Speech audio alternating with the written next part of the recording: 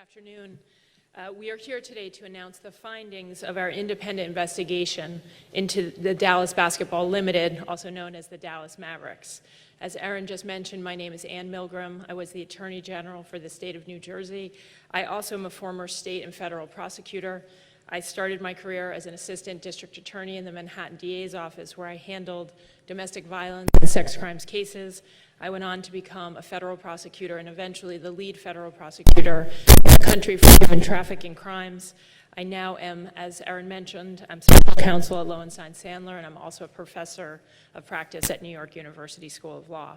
My co-counsel in this matter, Evan Krutoy, was a longtime assistant district attorney in Manhattan. Evan has more than 20 years of experience as a sex crime, domestic violence, and homicide prosecutor. He would have been here today, but for personal reasons. He has the best excuse I've ever heard. He just had a baby. And so we're sending good wishes to Evan, and I'm sorry he couldn't join us today. I want to talk you through a little bit, before I talk through the findings, of the process that we followed to get to the point where we could issue this report publicly. As all of you know, on February 20th of 2018, Sports Illustrated published an article with a series of allegations about sexual harassment and serious workplace misconduct in the Dallas Mavericks. The next day, Evan Krutoy and I were retained by the Dallas Mavericks to conduct this independent investigation. The questions we were asked to answer: number one, what happened? Number two, why did it happen? Number three, what were our recommendations? How can things like this be prevented and avoided going forward? We conducted an independent investigation, and I'm going to take just a minute and explain to you what we mean by that. This is a very common term in the business world. Businesses do it all the time. They'll find that there's misconduct or there's something that's happened in an organization, and they want to figure out, why is there trouble, what's happened. So they'll hire attorneys and investigators often to come in and to investigate them, to essentially figure out what's happened.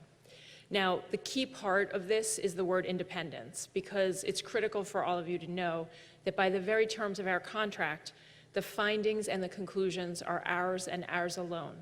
Every single word in that report, every single finding and every single conclusion, those are the findings of the investigative team, and that was completely within our purview. Now, we don't represent the Mavericks. We have never represented the Mavericks. And I think that's also important to know, for you to know. We're lawyers. We are hired as lawyers in various instances, but we have never represented the Mavericks. Prior to this engagement, I had never met a single member of the Mavericks establishment. Neither had my counsel, Evan, my co-counsel, Evan. And in fact, our understanding was that they intentionally wanted lawyers from the outside who were completely unknown to Mr. Cuban and to the organization. And we have no intention of representing the Mavericks going forward at all connected to this matter. So we don't represent them, we haven't represented them, and we won't represent them. One brief word about how this independent investigation differs from others is that we worked closely here with the NBA, with the National Basketball Association. As all of you know, the NBA is they're the regulatory agency for the basketball teams, and we were in regular communication with them. They obviously had a strong interest in understanding what had happened here, and we provided them with regular updates and with significant and intense briefings on the evidence that we found. We also, and we briefed the NBA General Counsel as well as their outside counsel. We also had regular meetings with we had multiple meetings with Commissioner Silver and had the opportunity to brief him in depth on more than one occasion as to our findings. Now, I want to say also, and I promise I'll get to the findings shortly, I want to tell you that we've had an extraordinary level of cooperation in doing this investigation. I can tell you, when you do these things, everyone says on day one, you can have anything you want. I'm an open book. And usually by day two or week two, the story changes a little bit and people start to hedge on how much information or cooperation they will give you. That never happened here. It was extraordinary in that we got access to every single thing we asked for.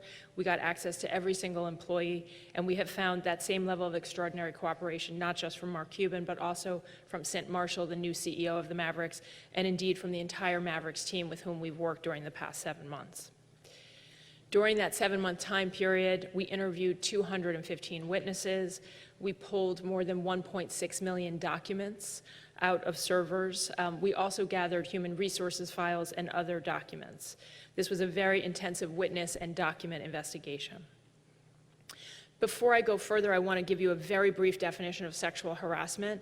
I think all of us have a sense of what it is, but I think it's worth just noting the definition that we use and the way that we think about this. And I'm particularly focused here on what a hostile work environment entails. That means unwanted sexual advances, sexually abusive or vulgar language, and physical touching, inappropriate and unwanted physical touching, that interferes with work or creates a hostile work environment. Just a moment of background on the Dallas Mavericks. We found in 2018 when we started, we found that there were two separate divisions of the Dallas Mavericks. We found one division, which is the basketball division, which has about 30 employees, and the other, the business division, which has 120 employees. We found that they were completely separate. Until recently, they were actually physically 3 miles apart. And it's important for me to note to you that the findings in our investigation, which I'm about to detail, relate solely to the business side of the organization. There are no findings of misconduct or sexual harassment on the basketball side of the organization. We also found, and I would note, a lack of diversity within the organization. There were no women or people of color at the highest levels of the organization, and indeed the organization was 70% male and 30% female. Now on to the findings. There are two different categories of findings that I'll discuss today. The first is a finding that there was pervasive sexual harassment and other serious workplace misconduct, and by that I mean threats, intimidation, and 2 instances where an employee engaged in domestic violence. And so we found that this took place over almost 20 years at the Mavericks. There are 3 particular individuals that I'm going to walk you through our findings as they relate to. The first is Terdema Asuri, who was the CEO and president of the Mavericks from 1997 until 2015. The second is Chris Hyde, who was a senior account executive who was with the Mavericks from 2000 to 2014. And finally, Earl Sneed, who was hired in 2009, was terminated this year, and he was a Mavs.com beat writer. But I'm not going to just talk to you about the individuals who are involved. It's also critically important that I talk to you about management's response to the harm that was created by these individuals. In our view, it's not just the harm that matters at the first point of the sexual harassment and the misconduct, it's also how the companies and the leaders respond to that harm. And we substantiated allegations here where we found sufficient and credible evidence that something had occurred. I'll start with Terdema Ussery, again, the CEO and president of the organization. We find that Ussery engaged in a pattern of sexual harassment over the course of 18 years, from almost the time that he started until the time that he left the organization. We have substantiated allegations that were made by 15 separate women. And it is really impossible, I think now, for me standing here to overstate to you how devastating it is for an organization when the CEO is the person who is engaged in sexual harassment. Our findings as to the 15 women are as follows. First, unwanted touching by Ussery. We found that, and let me say that this is all detailed much more thoroughly in the report, and I would encourage all of you to read that, particularly as to specific incidents of misconduct. But as to the 15 women who we substantiated allegations against Ussery, in terms of unwanted touching, we found that he came up behind and hugged a number of women. He massaged at least 2 female employees' shoulders. He at times came up and put his whole body standing behind one of the female employees, standing behind her. There were 2 women who came forward to report that he had engaged in forcible kissing, that he had kissed them on the lips. There were times that employees said that he repeatedly touched them on their thighs, often under the table where no one could see.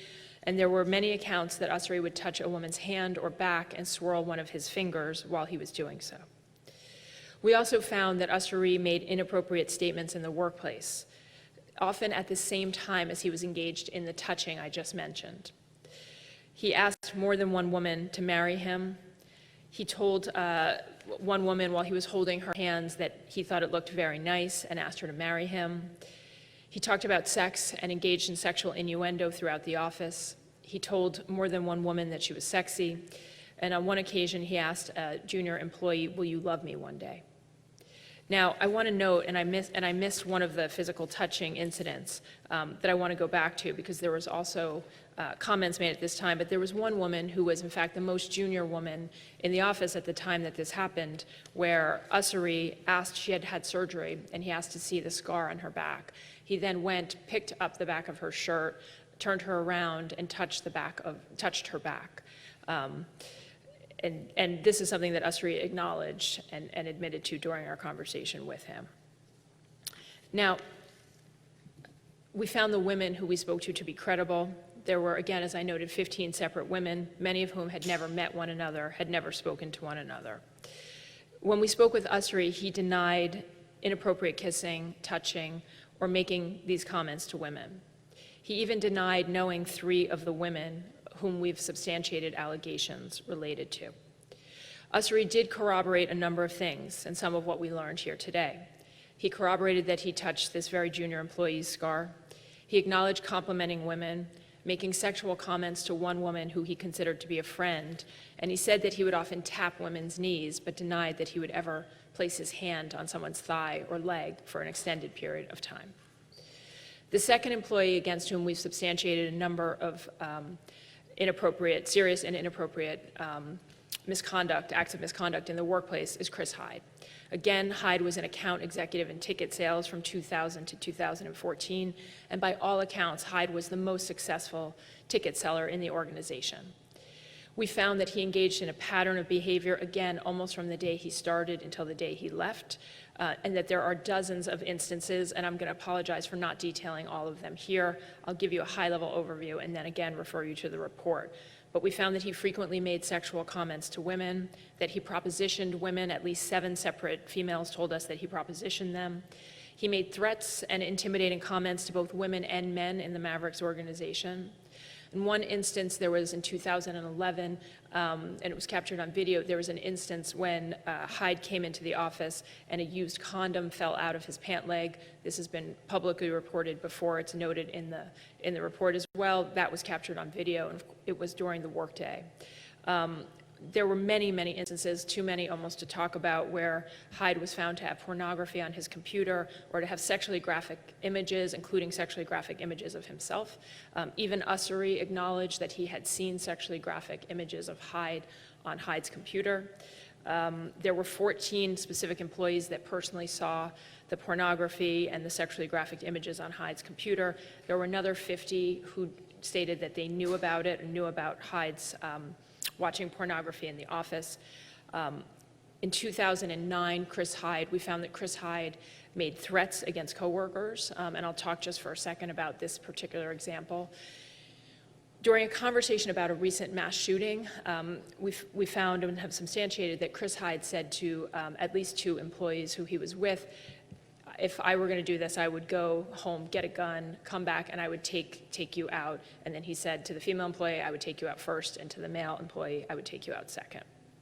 That happened in 2009. We documented that 4 employees, when they left the organization, noted that they left because of Hyde's behavior and the lack of management of his problematic behavior.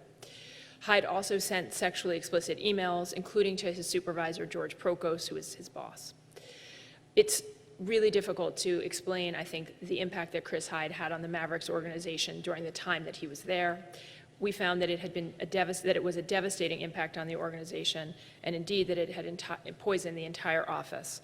Many employees still talk about Hyde's conduct today, 4 years after he's left. Hyde received no meaningful discipline during the time that he was in the organization, and again, he engaged in this conduct almost from the day he started until the day he left.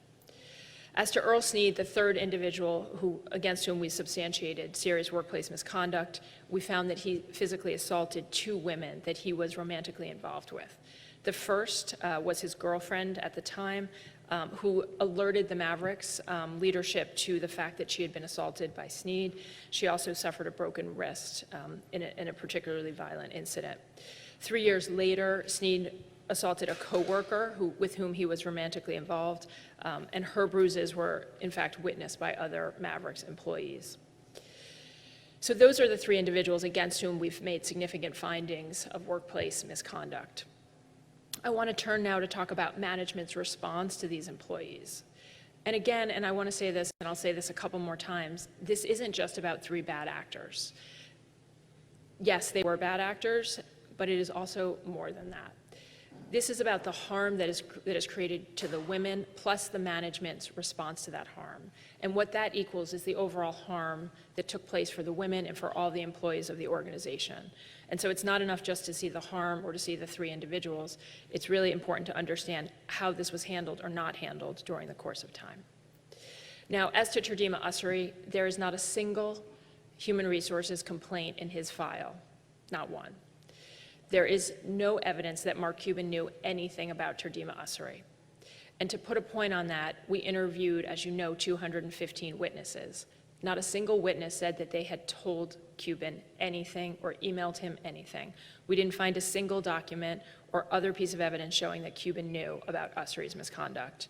And I should note here that I discussed for a moment that the business and the basketball sides of the operation are different.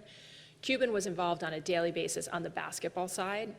He was involved on the business side, and I'll talk about this in a moment. He was involved on the business side through email. He was almost never in that office, so he was not physically present, and he simply was not there. So we have no evidence that Cuban knew about Ussery. And none of the women who we interviewed told us, neither did other witnesses, that they had made a complaint to him. Now, none of the women here made complaints to Pittman either. And it's important to note here that there was a deep lack of trust of Buddy Pittman, and I'll talk about Pittman specifically in a moment, but he was seen by the female employees as Ussery's protector. And indeed, we did substantiate one incident where we found that Pittman had directed the silence of a female employee that was one of Ussery's victims. Now, it's a complicated situation to talk about sexual harassment when we're talking about the CEO. We've talked about Ussery's personal conduct, but I want to talk about him for just a moment as the CEO, because we have to all keep in mind that he was the day-to-day leader of the organization. And his most important job was to both safeguard the employees and to make sure that he was running a well-functioning organization. And we found that he failed to do both. We found, as I mentioned, that Ussery was a serial harasser and had created a pervasive culture of harassment in the office. He was also the boss. And there were no internal controls in this organization. There were no compliance mechanisms to figure out there were even a lack of protocols and rules. And so when you think about that, you have to think about the fact that there were no standards for how you would solve problems or handle disciplinary problems in an effective way. And there were really no internal controls to make sure that people were doing their jobs and appropriately addressing misconduct. Ussery also just had a limited involvement in personnel matters. He was not deeply engaged. As to Hyde, and I'm going to detail this in a little bit of detail. As to Hyde, the first time that Ussery writes to Mark Cuban about Hyde is in 2009. That's 9 years after Hyde has been a part of the organization. Now, Ussery tells us, and we credit that he probably had 5 to 10 conversations with Mark Cuban over the course of the time Ussery was the CEO, in person at the basketball games, for a couple of minutes at a basketball game. But they never had sit-down meetings. They never had, again, Cuban wasn't in the office, and they never had personnel conversations, other than emailing back and forth on occasion when Ussery or Pittman brought matters to Cuban. So in this instance, what happened, Ussery, the first time he tells Cuban about Hyde's misconduct is in 2009. That's the first time he writes to Cuban, and there's a very long memo, and there's one mention in there of bullying by Hyde. And it's important to note that that is the threat incident that I just described to you. So in 2009, we find that Hyde threatened 2 coworkers, said if he had a gun, he would come back and take them out. That is described deep into an email to Cuban as bullying. In 2009, Ussery has Pittman do a long memo detailing all of Hyde's offenses. That never goes, that's never given by Ussery to Cuban. There's also a memo that's done in 2012 that doesn't go. Now, Ussery, when we spoke to him, told us that he lacked the authority to fire Hyde because he was protected by George Prokos. But we want to note here also that Ussery had seen Hyde's pornography on his computer, and he referred to the threats, very serious threats against coworkers, as bullying. And there are countless examples, and they're detailed more thoroughly in the report, where we found that Ussery just did not do what he needed to do to address the problems that were going on with Hyde. He was aware of these issues, and again, at this point in time, at 2009, there are simply dozens of incidents that have not been raised to Cuban's attention. And I would remind you that there's a certain level of complexity here as well, because we found that he personally was also harassing employees. With Snead, Ussery was incredibly hands-off, and you'll notice in the report there's not much of involvement. Now, Pittman specifically, we found that Pittman, as the human resources director, was a very weak human resources director. He was the sole employee in charge of human resources, but we also found and substantiated that on at least one occasion he protected Ussery. We also substantiated allegations made against Pittman personally, that he massaged a woman's shoulders, made inappropriate sexual comments, and sent emails of a political and sensitive nature to his employees. But mostly what we learned from employees was that he was simply not trusted, that they felt that he would rarely if ever take action, and instead would print out complaints and file them. We credit that Pittman wanted both Hyde and Snead fired, and I think it's important to note that. But we also think that he failed to do what needed to be done. After the Earl Sneed incident, the second incident against the coworker who was physically assaulted, and she came to work with bruises that were seen by other employees, it was 6 weeks before Pittman wrote an email to Cuban explaining the situation to him. And it was 6 months before Pittman got counseling for Earl Sneed, as had been required. He also gave both Hyde and Prokos many, many second chances. I'll speak just briefly about George Prokos, who was Hyde's supervisor the entire time that Hyde was in the office. We found that Prokos failed to initiate even a single disciplinary action against Hyde, and that Hyde received no meaningful discipline during the 14 years that he was there. Prokos was repeatedly alerted to the problems with Hyde. He was emailed directly by employees, and at the end of the day, what we found Prokos, we just found that he did not respond. And in fact, he rewarded Hyde on multiple occasions because he was the top ticket seller. And so Hyde often had access to limited tickets that other employees were not given. Prokos also told a female employee that her complaints against Hyde for verbally and sexually harassing her were extreme, and he described Hyde merely as competitive. It's impossible for us to separate Hyde's behavior from Prokos's failures as a manager to discipline him. And again, we would just note that Hyde was there for 14 years and that there were countless opportunities for Hyde to have been disciplined or terminated prior to the time he was 14 years in. Now, as to Mark Cuban, again, there was no allegation in the Sports Illustrated article that Cuban engaged in serious workplace misconduct. And the investigation found no evidence that Cuban engaged in serious workplace misconduct.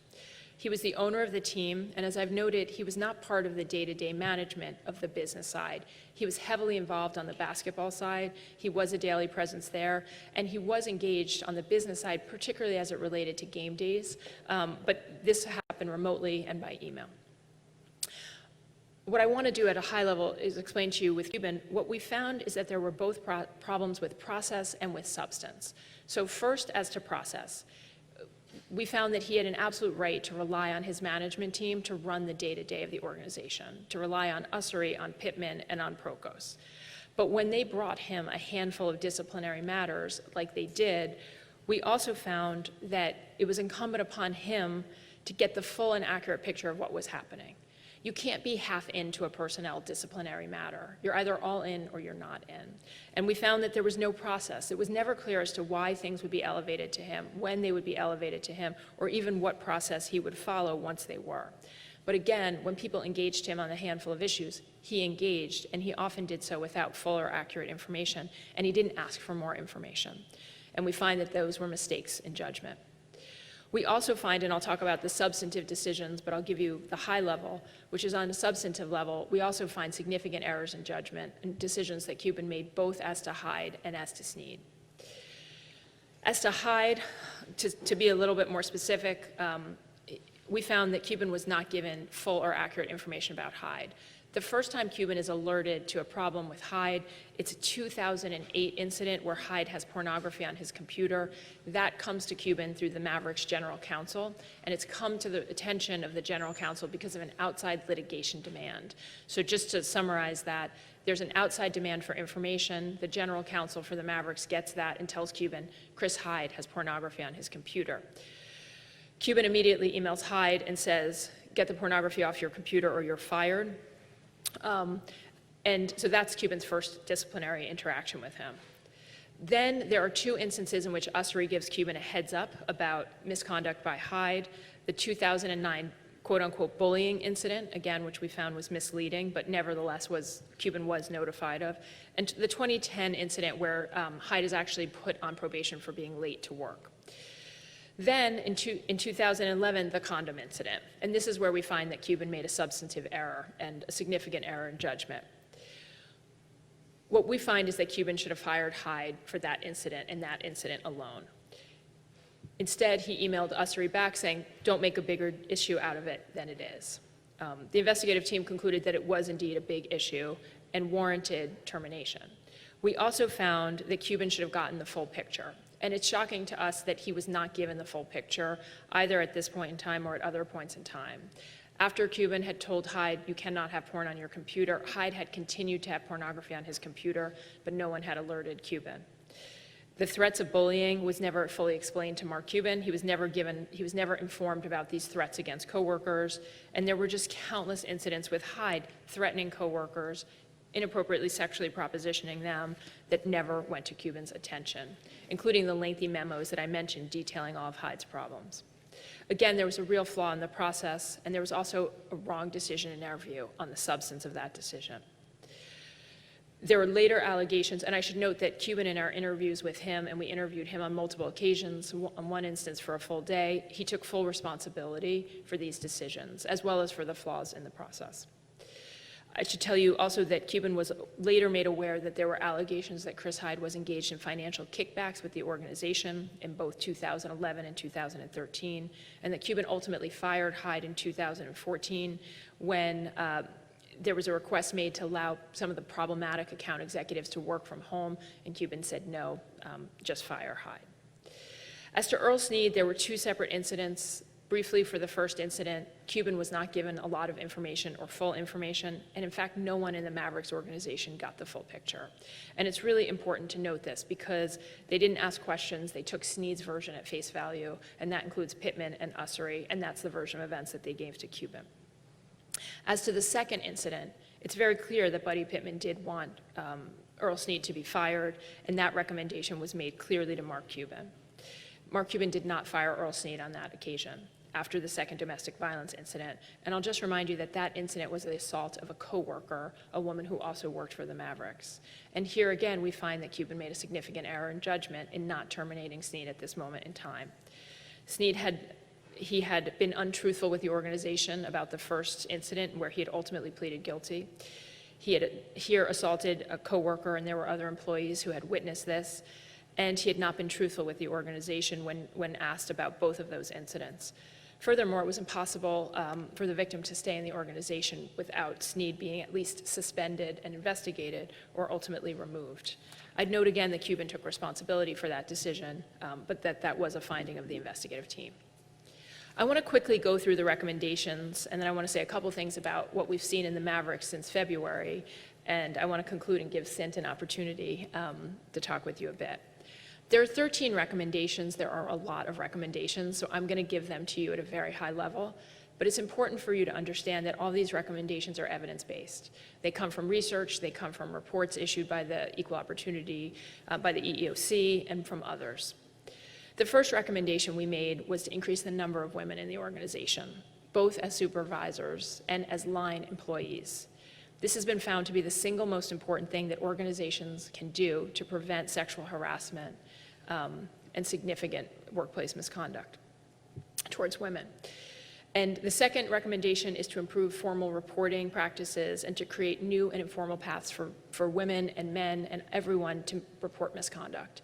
Today in America, we have incredibly formal reporting structures for sexual harassment and all workplace misconduct. And it won't come as a surprise, I think, probably to anyone here to know that a huge percentage of women do not make reports. Here with Ussery, obviously there are some unique situations, but it's not surprising to us that no women came forward and made reports. And so there are lots of reasons why women don't report, but one of the recommendations that's been clearly made is to find new pathways and less formal pathways for employees to come forward. The third recommendation is accountability, to hold all managers and supervisors accountable for how they deal with harassment and misconduct in the organization, and to hold them accountable for improving diversity within the organization. The fourth is to conduct anonymous workplace culture surveys and sexual harassment climate surveys. These have been found to be very effective ways to learn what's happening in an organization. Again, not relying on employees to come forward with formal complaints. The fifth is to have clear lines of decision-making. There were a number of points in time that we saw that the Mavericks was a flat organization, and in some instances it wasn't clear who was primarily responsible for certain decisions to be made. The sixth recommendation is to clarify Mark Cuban's role in the business side. Will he be involved? What will his involvement be? When will he be involved? And when matters are brought to him, what will the rules of engagement be? The seventh is to strengthen and expand the human resources protocols and internal controls. The eighth is to have prompt and proportionate and consistent discipline across the organization, essentially to make sure that all employees are treated fairly if they engage in misconduct, and to have those decisions made quickly. The ninth is to increase and improve training so that there's training not just on sexual harassment, but also on bystanders to other employees' misconduct. How should bystanders respond? And to also have special manager and supervisor training, which has been found to be incredibly successful at preventing or reducing sexual harassment and other forms of workplace misconduct. The 10th is to have clear and transparent processes for hiring, promotion, and salaries. The 11th is to increase the use of data. The 12th is to make sure that all the leaders in the organization own this, that they own having a diverse, inclusive, and respectful culture.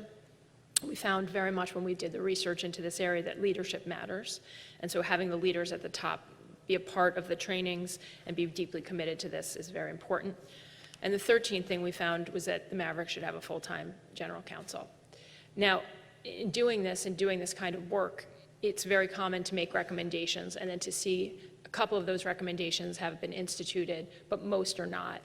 We found the opposite here. One of the extraordinary things, and I want to give an incredible amount of credit to Sint and to her entire team, is that they have gone through and they have made strides in virtually all of the areas that we have highlighted, and that is deeply unusual.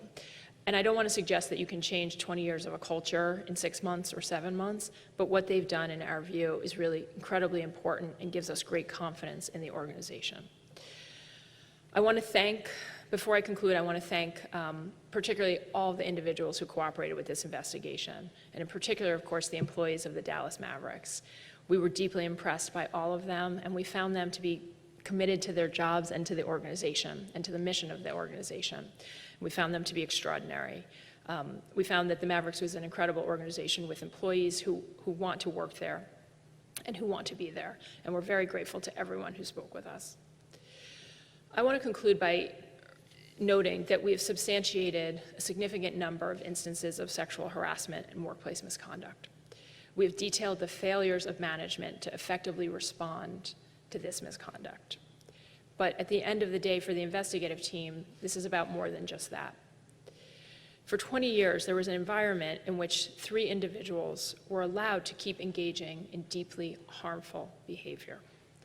And in failing to respond the correct way, ultimately the organization exacerbated the harm that had been caused.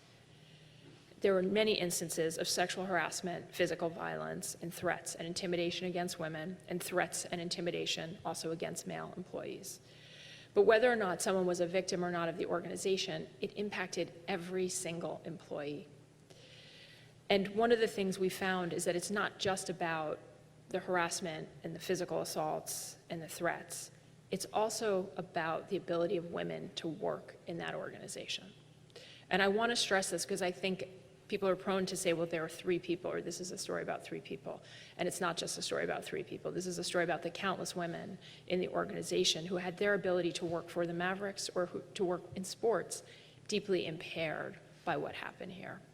And that, to me, is one of the most important parts that we should take away from this investigation. All the women wanted a fair opportunity to work and to succeed and in many instances, we found that they were not given one. It is extraordinary, in closing, what Mark Cuban has done in hiring Sint, and I give Sint an unbelievable amount of credit for the work that she and her team are doing. In a short time, they have increased the diversity in the organization by a tremendous amount. They have terminated wrongdoers. They have they have put in place new guidelines, started to formulate new trainings, created informal reporting structures, and have started to talk to employees on a regular basis about how to not have this happen again, and if it does happen, how to appropriately respond. The investigative team has great confidence in the Mavericks going forward, and again, while we recognize that 20 years of culture is a lot to undo, we have every belief that they will get there, and that they will ultimately have a deeply respectful, inclusive, and professional workplace. Thank you very much.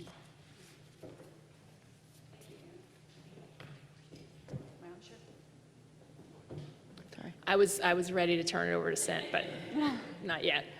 Thank you so much, Ann. We're going to take questions, so if you'll raise your hand, and Scott and Alan will come over, and just make sure, a reminder to say your name and your outlet, Eddie.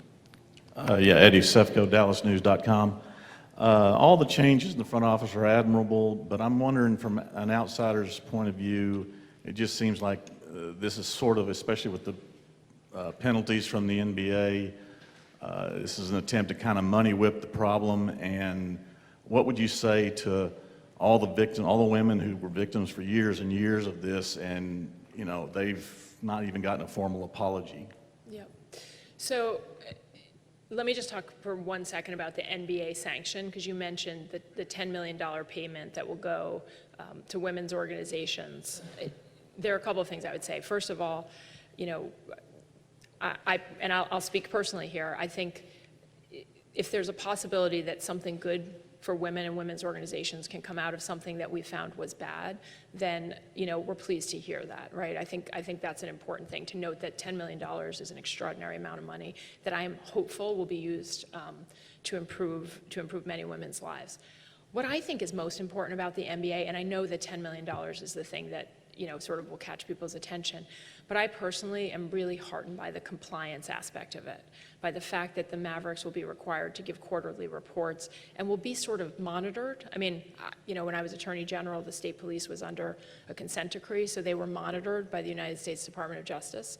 That went on for almost 10 years, and I'll tell you what I saw in that process, which I think is incredibly important, is that the changes get institutionalized. So what matters deeply to us is we've made recommendations. Sint has implemented a lot of them, but you asked the right question. In 6 months, in 6 years, will the changes will they have taken root in the culture? And to me, this compliance function is the surest way to make sure that the culture flips in the organization. I can tell you with the New Jersey State Police that, you know, by the end of the 10 years, the new troopers we hired, all they knew was this new world, was the sort of the new rules and the new way to do business, and it was a tremendous shift in culture. And so, to me, you know, I'm again heartened. I hope the money goes to a good cause. I mean, I hope the money gets used well. It will go to good causes, I know, but it's really to me about the compliance piece. Anyone else have a question? If you want to raise your hand. Brad Townsend, Dallas Morning News. You mentioned that on one occasion you guys interviewed Mark for a full day. How many hours was that? Do you know how many times he was interviewed? Can you elaborate some more about his level of cooperation? Sure. Mark Cuban was incredibly cooperative with us. I met him maybe on the first day that I came down, and what he said then, and was true, was, I'll disappear until you need to talk to me, right? But anything you need, you come to me. Where we also overlapped with Mark at the beginning is that, as you can imagine, after the story broke, a number of people reached out to Mark. Some to say, I've got a story to tell, some to say, I want you to know, some to apologize for not having told him earlier, and some just to, you know, say you're a jerk or whatever. He forwarded all of those to us, to myself and to Evan Cruchoy, our co-investigators. We then waited till we were almost concluding the investigation, and you know, for anyone who's familiar with an investigation, you interview all the witnesses, you review all the documents, then you interview the subjects of an investigation. We interviewed Mr. Ussery, Mr. Pittman, Mr. Snead, and Mr. Cuban at the end of the investigation. How long was the day? I could tell you it was a very long day. It was a full day. We started early in the morning and went to late in the afternoon. I don't recall the exact, I would have to check my calendar to tell you, was it 8 to 5 or 8 to 4, but it was a long day. We then did subsequent phone interviews with Cuban when we had additional questions to ask him. And we sat for a full day with the NBA commissioner and members of the NBA team and Mr. Cuban, in which he answered additional questions. Hi, right there. Sorry. Sorry. Jonah Javad with WFAA Channel 8 here in Dallas. You mentioned the terms negligence, also errors in judgment. If you can pinpoint it, what exactly bred this misconduct in the workplace for so long? So let me make sure I understand your question. What caused it? Sort of, are you asking sort of like for an explanation of the root cause? When we talk about culture, we think about things that allow it to go on for so long. So yes, the causes from different levels. I'm going to answer it, but if I don't answer exactly what you're asking, come back. When I think about culture, I think about the leadership of an organization, primarily. And I think that the leadership has just an incredible role in setting the tone of the organization. The fact that Terdema Ussery from day one we found was engaging in harassment of female employees, often junior employees, often women who we thought were vulnerable for a variety of reasons. The fact that he started engaging in harassment from day one, he was the person who was most responsible for setting the culture in that organization on the day-to-day level. And again, I think, we don't talk about this that much, but even if you looked at the Mavericks sexual harassment policies, there's no provision for what do you do when the CEO is engaged in sexual harassment. And truthfully, if you look at a lot of businesses across America, many of them have boards. And so the board of directors will have policies on what do you do if the CEO engages in sexual harassment. But a lot of businesses don't have boards. So we really haven't come to terms, I think, nationally with how do we think about, what do you do when the CEO is engaged in this kind of conduct and sets the culture. The other piece of, I think, what set the culture here, there are two other things that I think are worth noting. One is that it was a flat organization. The individual VPs hired and fired employees, so each individual division, in my view, had just an incredible amount of autonomy to sort of set their own rules of engagement. The last thing is that it would be impossible to overstate to you what impact it has on employees when other employees who engage in wrongdoing are not disciplined or held accountable. So you have an organization where people were not held accountable. Asuri remained as the CEO. Hyde continued as, to essentially engage in just a multitude of different problematic behaviors. Snead continued working after 2 domestic violence incidents, all of which were known to employees. So you create a culture in some ways and all of us can think about this in our own lives, if you know someone has done something wrong and there's no accountability, that creates a culture in the workplace. And at the end of the day, employees just did not believe that acts of misconduct would be taken seriously or that people would be held accountable. Bryce Patrick, Mavs Moneyball. You talked about in your 11th recommendation the use of more data. What does big data have to do to help further the course of your actions? Yeah, so I mean, I'm a big believer in data and data-driven decision-making, but let me explain it in almost a more basic way when it came to the Mavericks. And I say this with great affection for Sint and her team that I think is working to change this. Usually when you go into an organization, you want a snapshot. You want to know how many employees do you have, who's hired when, how do people get promotions, how do people get salary increases, what's your breakdown of gender, of race, where are the complaints coming from? Can you show us that? And the answer in most organizations today, most big organizations today, is yes. In some organizations, the answer is no. Here, the answer was absolutely no. And so we tried to pull a lot of information just to even understand the basics and to sort of to try to track and figure out, just as, sexual harassment is a form of sex discrimination. Were women being turned over for promotions? Were women paid the same amount of money? We couldn't figure out any of it. We couldn't figure out when people were given increases in salaries, why they were given them when they were. There were virtually no performance evaluations. And so thinking about a system that had absolutely very, very little record keeping outside of paper HR files, and really trying to basically say to them, look, they use stats and data all the time on the basketball side to understand what's happening in the organization, to do the same on the business side to understand their organization better. And they've already taken steps to really become, I think, a lot less of a paper-based organization, and to actually start, it's not really about, it's about collecting the information is really what it's about here, and they're now collecting it, and it'll be done in a way that they can use that data to help them make decisions. A few quick questions. Bill Ziebel, KERA.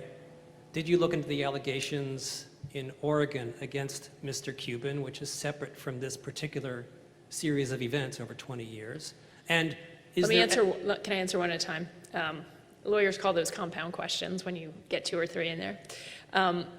So we looked at anything that was related to the workplace. So we did not specifically look at the Oregon incident, but we were given, I should say this, that was not within the purview of our investigation, but we did look at it to see if anything was related to the workplace, to make sure that it wasn't a work-related allegation, and it was not.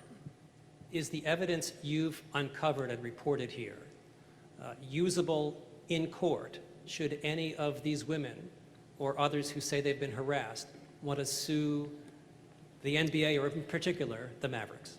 I'm not going to answer that legal question, because again, I'm not going to represent them on these matters, but I will tell you this, that a lot of times people who do internal investigations are asked to be really cautious in their findings, because ultimately the evidence can be used against them. We were never asked to hold anything back here, and so we put everything in. And so, our findings are the public record of this investigation, and anyone will have access to them and can use them as they see fit. Hi, I'm Deanna Zoga with NBC5 here in town. I want to ask you about, there's a small section in the report that I'd like some more clarification on. It says that after the Sports Illustrated article broke, that Mark Cuban reached out to Ussery with a message saying that he didn't intend to throw him under the bus. There was an explanation in the report that said Mark Cuban said he just didn't want this public finger pointing. But I want to ask you, in your interview with him, was there another reason that he might have done that? Did he believe what was in that report initially? Did he believe the women who came forward? So a couple of things. It's important to note, this is a reference to this communication where Mark Cuban reaches out to Terdema Asuri through intermediaries on both sides. And I should note that the Ussery's intermediary, when we interviewed that former employee, did not actually tell us about that communication. We learned of that communication from Mr. Ussery's attorneys and from Mark Cuban personally, both of whom told us about it and were forthright in saying, I reached out, Cuban was forthright in saying I reached out to him. And again, as you note, he said that I reached out to him because I didn't want him to think I was throwing him under the bus. What I can tell you from the interview is that I think the first point to your question of did Mark Cuban believe the women, the answer is yes, but he wanted us to investigate and figure out what had happened. Was this true? He also expressed an incredible amount of surprise and shock that this had been happening, and that he did not know that Ussery was engaged in this behavior, and in fact that employees would not have come forward to him.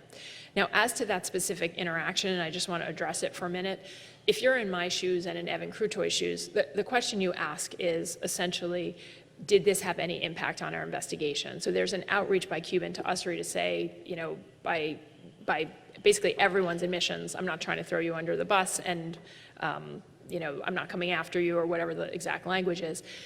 We looked to see whether that had any impact on people's behavior. For example, was he not forthright with us? Was he hesitant to criticize Cuban? And I can tell you in his interview, he was not hesitant to criticize Cuban. I mean, one of his main defenses was, look, I wasn't empowered to be the CEO. I wasn't empowered to do my job. We don't credit that for a number of reasons, some of which I've detailed today, but they're all detailed in the report. But we didn't find that he held back anything, and so that's one of the important things we would look at. And we ultimately found it didn't have an impact on our findings. Was it all concerning to you? Was it all concerning to me? If you ask me, was it the right decision to reach out? The answer is no. I mean, again, from Cuban's perspective, and we credited him with being sincere in this, he wanted Terdema Ussery to know, I'm not behind this. This isn't me. I'm not trying to hurt you. This isn't coming from me. You know, while that might have been a sincere sentiment, it was not the right thing to do in our estimation. But again, we didn't find that it had any impact on the findings. Skylar Dixon with the Associated Press.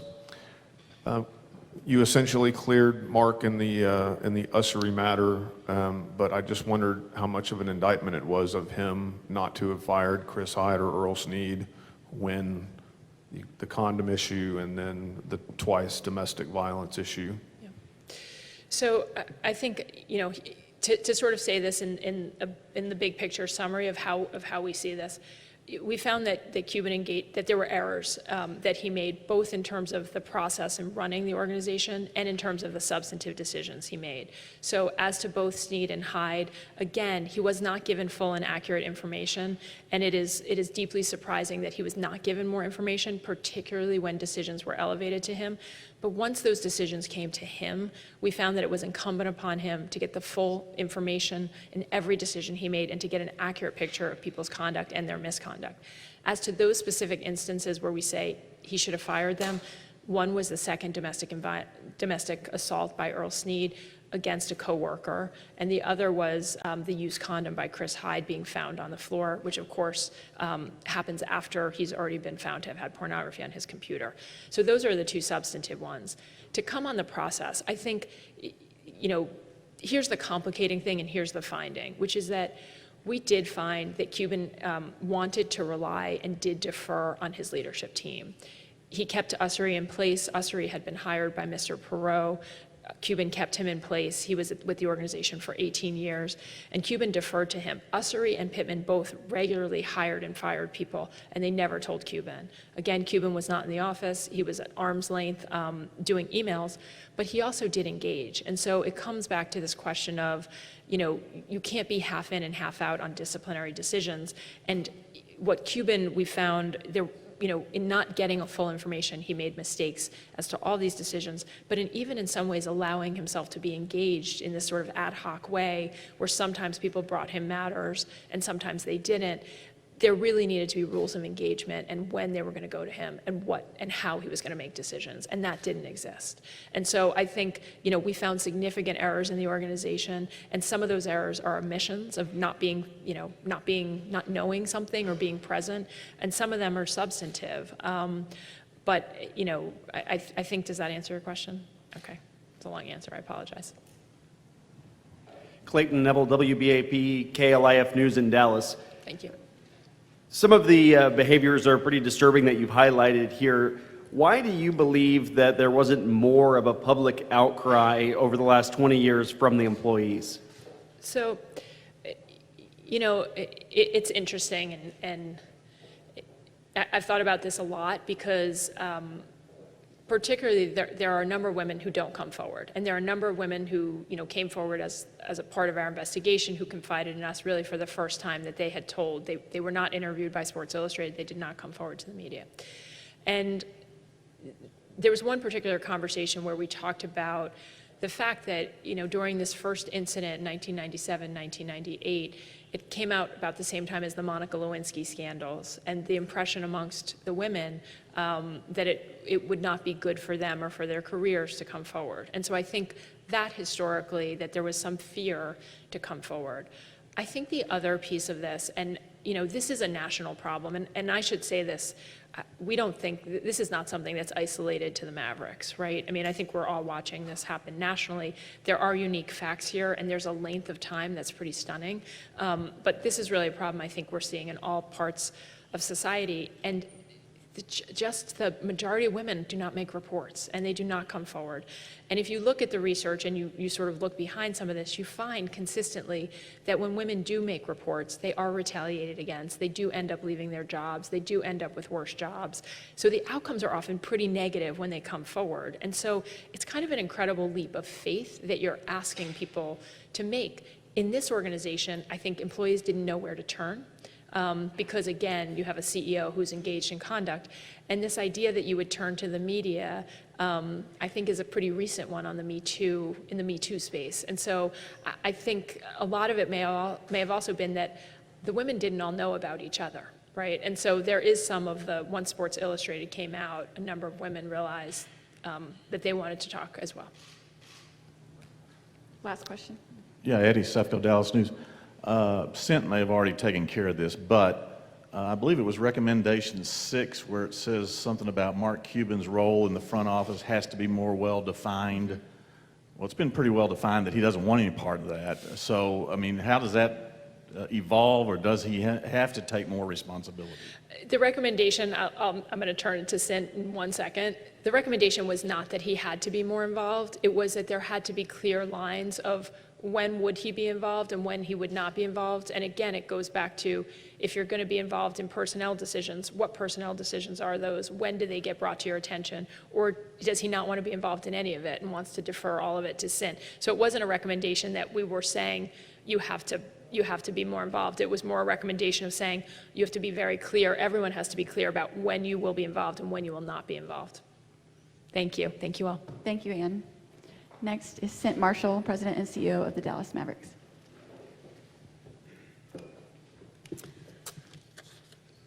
First of all, thank you for coming here today. I have the pleasure of being able to wrap up this press conference. We promised you back in February that we would be transparent with the findings, and I do appreciate you, Ann, and your team for being here today, but for also allowing questions to be asked. First of all, I would like to really acknowledge and thank the women who came forward and led to the launch of this independent investigation. I've said it before, and I will say it again. We appreciate the women and their courage, and we thank them again for coming forward. Again, I'd like to thank Ann Milgrim and her team for a thorough investigation and for being here today. We have reviewed the report that was released today.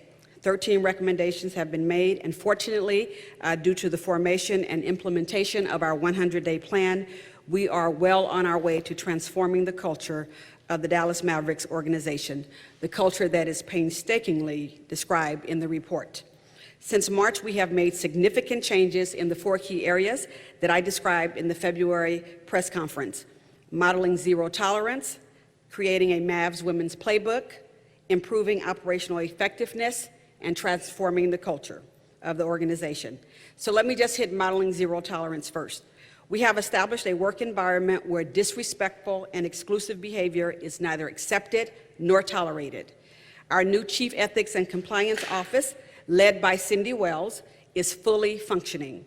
We've held Respect in the Workplace training for our employees. As part of this effort, in March, we announced the creation of a hotline for employees to report workplace misconduct, including but not limited to sexual harassment, discrimination, and retaliation. The ethics line, as we call it, is staffed 24 hours a day, 7 days a week by third-party screeners who allow employees who wish to remain anonymous to do so. So you can make a report and no one will know that you are the one who made it. All reports of workplace violations are sent to the Chief Ethics and Compliance Officer for review and investigation. We have revamped the Dallas Mavericks Code of Conduct and put in place an investigation infrastructure that allows for easy reporting, thorough research, and prompt responses. Secondly, creating a Mavs Women's Playbook. We have developed a comprehensive agenda that uplifts, develops, promotes, and encourages Dallas Mavericks women. Our Mavs Women's Playbook includes the launch of our Women's Employee Resource Group, WOMEN, Women of the Mavericks Empowering Network. Mentoring and leadership development programs are in place, as well as a focus on increasing philanthropy and spending with women-owned organizations and businesses. Supplier diversity is important to us. We want to see women get more of the purchasing spend from the Dallas Mavericks. Salaries and overall compensation have improved as we have placed women in more senior roles. Our vice president and above leadership team is 47% women. Let me say that again. Our vice president and above leadership team is now 47% women and 1/3 people of color. The data suggests, and it's all out there, that you make better decisions and you are a better organization when you have a diverse group of people at the table. We have that now. The third piece is improving operational effectiveness. We are well on our way to establishing an operational infrastructure that will allow the Dallas Mavericks organization to be a great place to work, not just a good place to work, but a great place to work. Our new Senior Vice President of Human Resources, Tarsha LaCour, has been leading most aspects of the operational effectiveness program and our people strategy. Some aspects of the program include a revised employee handbook, staffing and structural changes, significant changes in that area, that include the appointment of a Vice President of Diversity and Inclusion, that's Gail O'Bannon, and the hiring of a General Counsel, Sekou Lewis. We are implementing talent development programs and new performance management processes and tools. Additionally, we have formed an external advisory council called DMAC, Dallas Mavericks Advisory Council. The members will be officially announced tomorrow, so stay tuned for that. We've also made adjustments to many aspects of our compensation structure. I am happy that we are paying our people market-based salaries. Finally, transforming the culture. We have a speak-up culture now. We have a speak-up culture where a diverse workforce demonstrates our core values and thrives in an inclusive workplace. It's a workplace where every voice matters. Culture transformation activities include the establishment and widespread adoption of a core set of values. Identification of inclusive and high-trust leadership behaviors. We spent a lot of time this summer with the leaders just talking about what inclusion looks like and what it does not look like in terms of actions and behaviors. We've had code of conduct training, and we have a robust inclusion and diversity strategy, and a training and development program for all, with a true focus on supervisors. I personally conducted one-on-one sessions with all of our employees in the business office, every single one of them. It allowed us to identify and address issues very quickly. Employee engagement was one of the top priorities of the 100-day plan. We engaged our employees in developing our new mission, our new vision, and our new business plan. An employee climate survey will be launched this fall, serving as a baseline for semi-annual surveys. So we're going to check in with our employees at least twice a year, and then we're also going to do pulse surveys every month just to check in on particular issues. We've also created an internal inclusion council to nurture the office culture and engage employees. While most of the investigators' recommendations have been addressed, and thank you, Ann, for acknowledging that, by the 100-day plan, there is one recommendation in particular worthy of highlighting.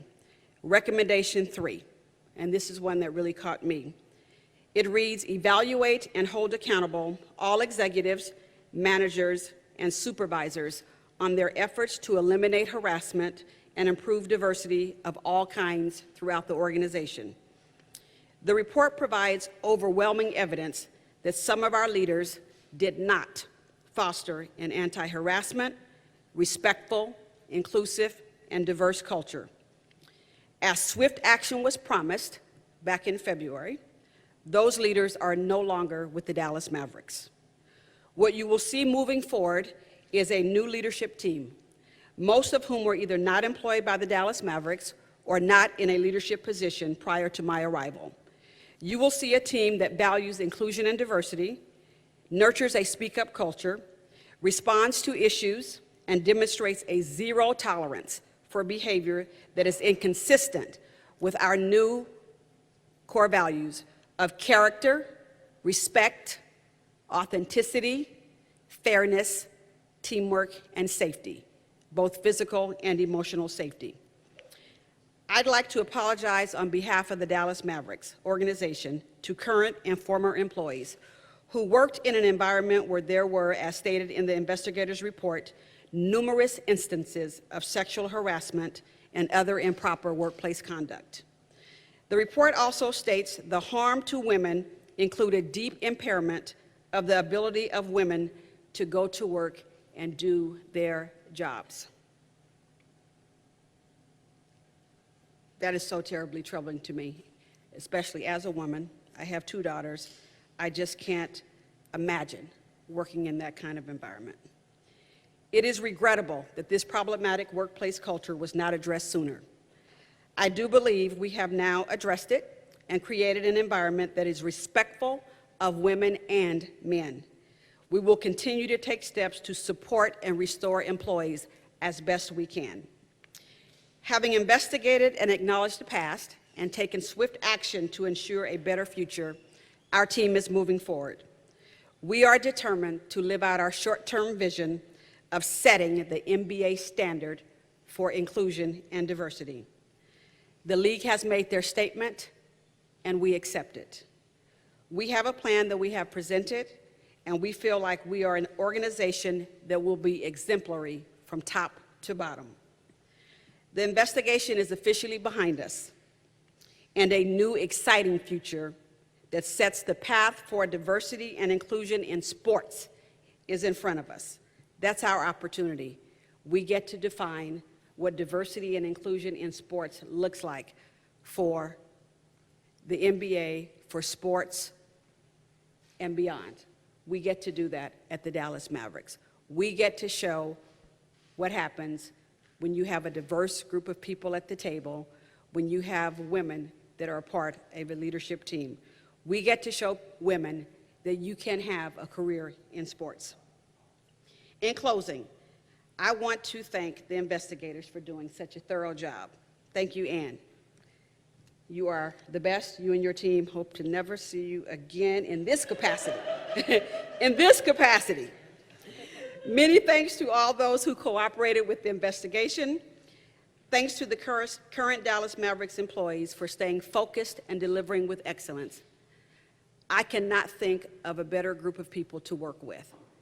Our employees are 140 hardworking people who have chosen to have a career in sports, and they are the best in the business.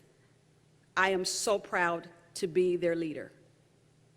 You will feel good about walking into our workplace. We have some of the hardest working people on the planet, and I love them, I appreciate them. They've gone through a lot, but we have gotten through this together. We thank and appreciate the patience of the media, so thank you. You've been calling a lot over the past 6 months, but thank you for your patience. I want to thank the interested public, our season ticket members, sponsors, and our fans.